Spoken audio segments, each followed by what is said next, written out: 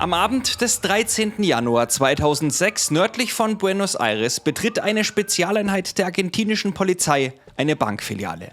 7 Stunden lang haben die Beamten das Gebäude umstellt. 7 Stunden lang hat einer von ihnen mit einem Mann telefoniert, der drinnen 23 Geiseln festhielt. Was sie fanden, war schon fast unwirklich. Mehr als 140 aufgebrochene Schließfächer und auf dem Boden mehrere Pistolen aus Plastik. Alle Geiseln waren unverletzt. Von den Männern, mit denen sie den gesamten Nachmittag verhandelt hatten, fehlte jede Spur. Die Ausgänge waren alle bewacht gewesen, die Dächer besetzt mit Einheiten, die Straßen abgesperrt.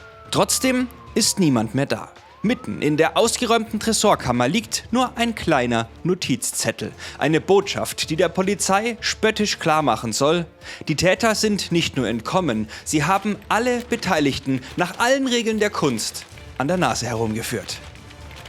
Acassuso liegt im Partido San Isidro, nördlich von Buenos Aires, direkt am Rio de la Plata. Ein wohlhabender Vorort mit großen Grundstücken und ruhigen Straßen. An der Kreuzung der Avenida del Libertador und der Cal Peru steht eine Filiale der Banco Rio. Von außen ist sie unauffällig. Im Untergeschoss Reihen von Schließfächern, in denen Anwohner Bargeld, Schmuck und wichtige Dokumente verwahren. 1,5 Jahre vor dem Überfall beginnt ein Mann aus der Nachbarschaft, sich für genau diesen Tresorraum zu interessieren. Fernando Araujo ist Kunstmaler und Kampfsportlehrer. Er sucht keinen schnellen Raubzug, sondern plant das, was er als sein persönliches Meisterwerk versteht. Den perfekten, gewaltfreien Coup. Doch ein geniales Konzept reicht ihm nicht. Um die schier unüberwindbare Sicherheitslogistik der Bank auszuhebeln, stellt Araujo eine Truppe zusammen, wie sie ungleicher kaum sein könnte. Eine Mischung aus genialen Tüftlern und eiskalten Profis. Da ist Sebastián García Bolster, ein Bekannter aus Schultagen. Als geschickter Mechaniker wird er zum Ingenieur der Gruppe.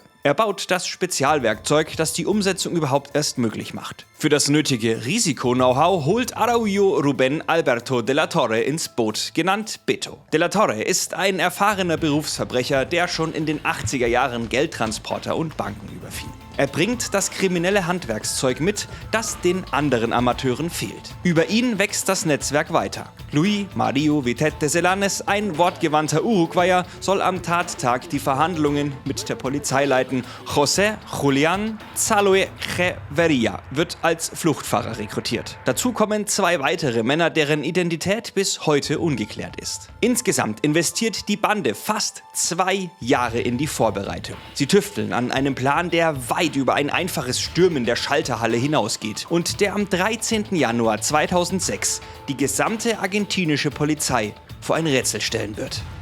Ein Einbruch am Wochenende in ein leeres Gebäude wäre eigentlich der naheliegendste Weg gewesen. Keine Kunden, keine Angestellten, keine Wachleute vor der Tür und vor allem beliebig viel Zeit im Untergeschoss. Doch dieser Plan scheitert an einem scheinbar unüberwindbaren Problem. Niemand aus der Truppe kann die Alarmanlage der Bank sicher umgehen. Also entscheiden sie sich für eine Variante, die auf den ersten Blick wie ein Himmelfahrtskommando wirkt. Sie gehen am helllichten Tag bei laufendem Betrieb durch die Vordertür. Auch bei der Wahl ihrer Ausrüstung überlassen sie nichts dem Zufall. Sie entscheiden sich für Plastikpistolen. Der Grund dafür ist ziemlich einfach. Im Falle einer Festnahme können sie mit einer deutlich geringeren Haftstrafe rechnen, weil sie eben keine echten Waffen bei der Tat benutzt haben. Damit haben sie tatsächlich auch den Fall, dass der Coup schief geht, berücksichtigt. Für die Schließfächer entsteht eine eigens konstruierte hydraulische Apparatur, die die schweren Stahltüren aufbiegt, statt sie zeitaufwendig aufzubauen. Dazu kommen weitere maßgefertigte Werkzeuge, darunter ein kleiner Spezialmotor. Nichts davon lässt sich regulär im Handel kaufen. Etwa 1,5 Kilometer von der Bank entfernt liegt ein öffentlicher Strandabschnitt am Rio de la Plata mit Parkplatz und Bootsschuppen. Immer wieder tragen Männer dort schweres Equipment hinunter. Ein Stromaggregat zerlegt in Einzelteile, einen Winkelschleifer, professionelles Werkzeug. Sie geben sich unauffällig als Ausflügler aus, die ein Boot fit machen oder Material zum Wasser transportieren wollen. Aufgefallen ist diese auffällige Betriebsamkeit am Ufer niemanden. Was mir aber aufgefallen ist, dass knapp 90% der Zuschauer meines Kanals noch keine Abonnenten sind. Wenn dir dieses Video also bis hierher gefallen hat, dann lass mir doch sehr gerne ein kostenloses Abo da. Vielen Dank. Kurz nach 20 Minuten nach 12 betritt der erste Mann die Filiale. Er trägt einen weißen Kittel, ein Stethoskop um den Hals und eine Perücke. Er sieht aus wie ein Arzt, der schnell etwas erledigen will. Kurz darauf kommen die übrigen Männer verteilt auf verschiedene Eingänge. Um exakt 12:38 Uhr fährt ein Wagen mit 2 weiteren Männern in die Tiefgarage der Bank. Innerhalb weniger Minuten haben sie Kunden und Angestellte unter Kontrolle. Die Filiale ist in vollem Betrieb. Der Sicherheitsverantwortliche der Bank sieht die dramatischen Bilder der Überwachungskameras und alarmiert sofort die Polizei. Um 12:50 Uhr meldet der Nachrichtensender Chronica TV den Überfall als erster. Von diesem Moment an läuft der komplette Überfall live im Fernsehen. Übertragungswagen fahren vor, Kameras richten sich auf die Fassade, das ganze Land schaut zu. Draußen bauen die Einsatzkräfte einen dichten Ring auf. Straßen werden gesperrt, Scharfschützen der Spezialeinheit Grupo Halcon beziehen Stellung auf den Dächern der Nachbarhäuser. Nach den vorliegenden Angaben sind rund 200 Polizisten im Einsatz. Manche Quellen sprechen sogar von mehr. Drinnen sind 23 Geiseln in der Gewalt der Täter. Für die schweren Entscheidungen, die die Einsatzleitung jetzt treffen muss, gibt es einen Vergleichsfall, den in Argentinien so gut wie jeder kennt. 7 Jahre zuvor, 1999, endete eine Geiselnahme in der Stadt Ramallo in einem Desaster mit 3 Toten. Der Polizeieinsatz wurde danach massiv kritisiert. Die Konsequenz daraus ist maximale Vorsicht. Kein schneller Zugriff, kein Sturm des Gebäudes. Erst reden, solange es nötig ist. Der Beamte, der an diesem Nachmittag mit den Räubern verhandeln wird, ist Miguel Sileo, ein erfahrener Verhandlungsführer der Polizei der Provinz Buenos Aires. Er ist an diesem Tag eigentlich im Training und wird kurzfristig nach Acasuso umgeleitet. Als er ankommt, ist bereits die erste Geisel frei. Es handelt sich um Walter Serrano, den bewaffneten Wachmann der Filiale. Die Männer im Gebäude haben ihn einfach gehen lassen, mit seiner Dienstwaffe. Was folgt, sind Stunden am Telefon. Forderungen, Rückfragen, ständige Zwischenstände. Sileos Auftrag ist eindeutig. Alle 23 Menschen müssen das Gebäude lebend verlassen. Solange gesprochen wird nicht geschossen. Um 15:20 Uhr kommt eine weitere Geisel frei, kurz darauf eine schwangere Kundin. Für die Einsatzleitung ist jede Freilassung ein Beleg dafür, dass die Gespräche wirken und dass der Mann am Telefon für Verhandlungen offen bleibt. Um 16:30 Uhr meldet sich Vitete erneut. Er bittet um Essen und Getränke für alle. Pizza und Limonade werden geliefert. Eine solche Übergabe ist kein kurzer Vorgang. Sie muss besprochen, organisiert, abgesichert und durchgeführt werden. Sie kostet auf beiden Seiten extrem viel Zeit. Danach wird es im Gebäude plötzlich ruhiger. Nach mehr als 6 Stunden ohne Zwischenfall wirkt eine Pause im Gespräch wie ein völlig normaler Teil einer kräftezehrenden Verhandlung. Kurz vor 7 telefoniert eine Geisel aus dem Gebäude mit ihrer Schwester, die voller Angst vor der Absperrung wartet. Sie sagt, seit geraumer Zeit habe man von den Männern überhaupt nichts mehr gehört.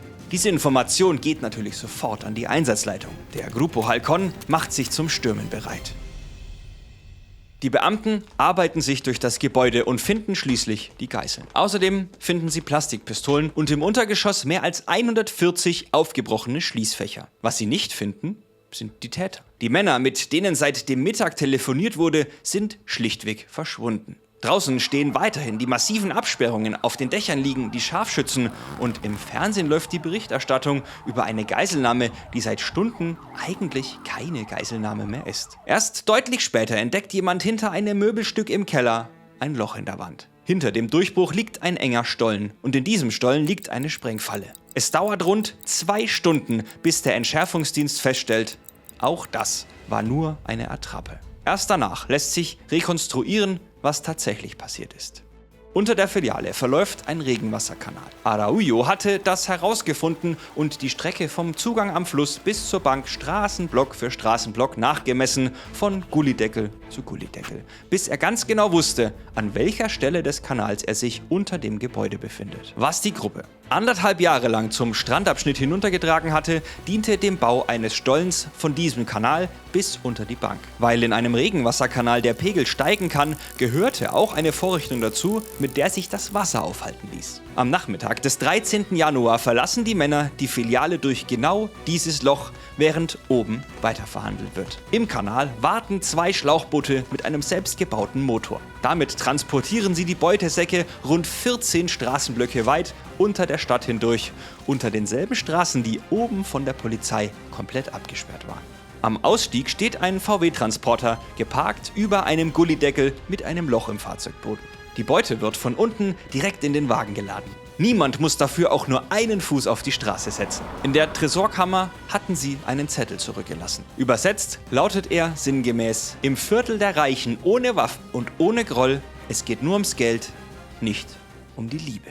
Wie hoch die Beute war, ist bis heute unklar. Am häufigsten genannt wird eine Summe von rund 19 Millionen Dollar in bar und in Schmuck. Beto de la Torre bringt noch in dieser Nacht rund 1 Million Dollar der Beute in seine eigene Wohnung. Seine Partnerin Alicia Di Tullio verfolgt wie gebannt die Berichterstattung im Fernsehen, während mitten in den eigenen vier Wänden die Millionen aus dem Coup des Jahrhunderts liegen. In den folgenden Wochen eskaliert die Situation zwischen den beiden drastisch. Alicia will das Geld sofort ausgeben, den neuen Wohlstand genießen und das Leben auf den Kopf stellen. Beto dagegen fordert eiserne Disziplin. Mindestens ein Jahr lang darf sich absolut nichts bewegen, um unter keinen Umständen das Interesse der Ermittler auf sich zu ziehen. Der Druck im Haus wächst von Tag zu Tag, bis Alicia schließlich davon überzeugt ist, dass ihr Mann sie mit dem vielen Geld hintergehen und für immer verlassen wird. Sie wendet sich direkt an die Staatsanwaltschaft, packt umfassend aus und liefert den Behörden konkrete Namen, Hintergründe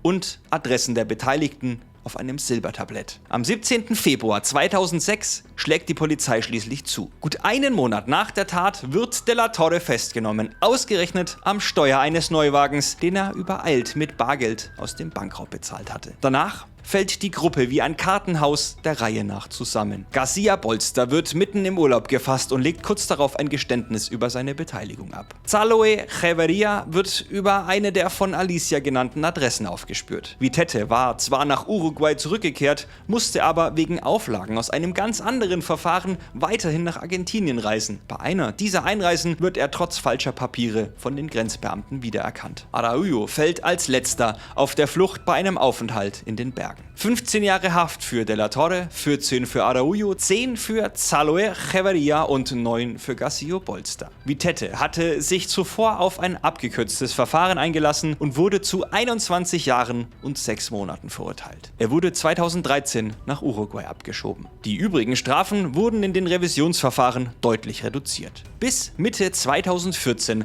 war jeder der Verurteilten wieder auf freiem Fuß. Auf dem Zettel in der leeren Tresorkammer stand: Es gehe nur um Geld, nicht um Liebe. Am Ende war es doch irgendwie beides. 2 der Männer aus der Bank wurden bis heute nie identifiziert und der allergrößte Teil dessen, was am diesen Nachmittag auf Schlauchbooten durch den Abwasserkanal transportiert wurde, ist nie wieder aufgetaucht.